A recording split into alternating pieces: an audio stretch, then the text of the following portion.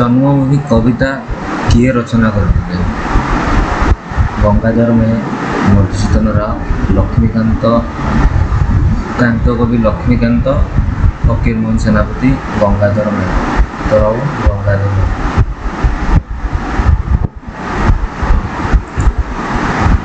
जन्मभूमि कवितार मुख्य विषय कौन? देशप्रेम, प्रकृति प्रेम, विज्ञान, शिक्षा। उत्तर हम देशप्रेम। कवि दृष्टि जन्मभूमि कौन? स्वर्ग ठारू श्रेष्ठ, साधारण स्थान, बंधु, खेल पड़िया। स्वर्ग ठारू श्रेष्ठ। कवि कहा प्रति प्रेम प्रकाश कर? जन्मभूमि, बंधु, परिवार ना राजा? जन्मभूमि प्रति। जन्मभूमि कवितार केउं भाव प्रकाश पाइछि?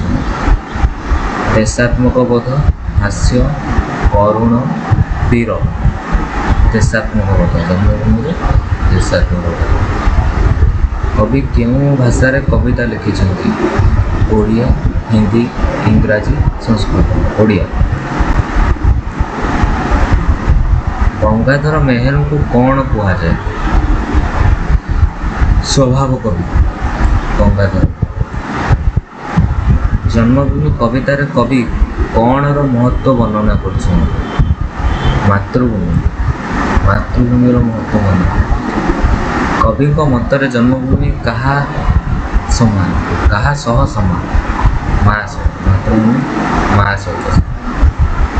कवितार कवि क्या स्मरण कर? कवितार क्या स्मरण कर? देश। जन्मभूमि शब्दर अर्थ कौन? जन्म नहीं भूमि, खेल जगह, बजार, सहर। जन्मभूमि अर्थ जन्म नहीं भूमि। कवितार केउं रस प्रधान? शांत रस, हास्य रस, करुण रस ना वीर रस? शांत रस। कवि जन्मभूमि को केमिति भाव में देखी? जन्मभूमि केमी देखी? पवित्र, भयंकर, साधारण ना दुखद? जन्मभूमि पवित्र। जन्मभूमि प्रति कौन रखा उचित? भक्ति, घृणा, भय ना क्रोध? जन्मभूमि प्रति भक्ति रखा उचित। कवि केउंथिरे गर्व अनुभव कर? निज देश, धन, युद्ध ना खेल? निज देश। गंगाधर मेहेर केउं जिल्लार थिले? सोनपुर, कटक, पुरी, बालेश्वर। सोनपुर। गंगाधर मेहेर सोनपुर। प्रभाव गंगाधर।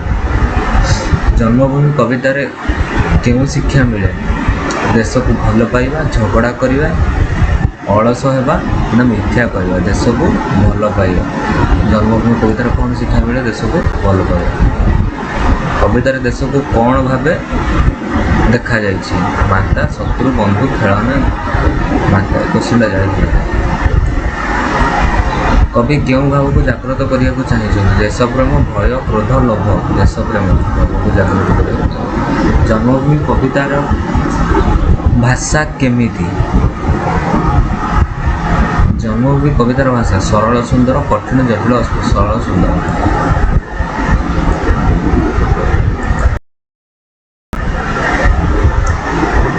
कवि देशप्रेम केमिति थिला? गभीर, कम, नाही, दुर्बल?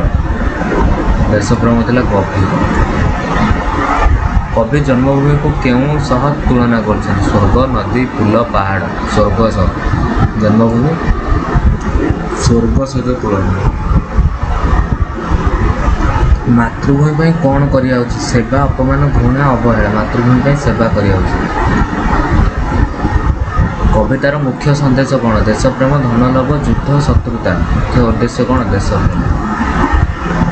कवि जन्मभूमि को किपरि सम्मान देते? पूजा करी, त्याग करी, भूली जाई ना अपमान करी?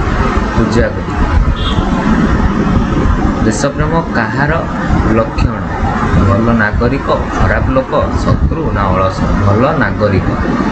देशप्रेम भल नागरिक लक्षण। कवि केउं भूमि को स्वर्ग ठारू बड़ कहते? जन्मभूमि, विदेश, सहर, बजार? जन्मभूमि।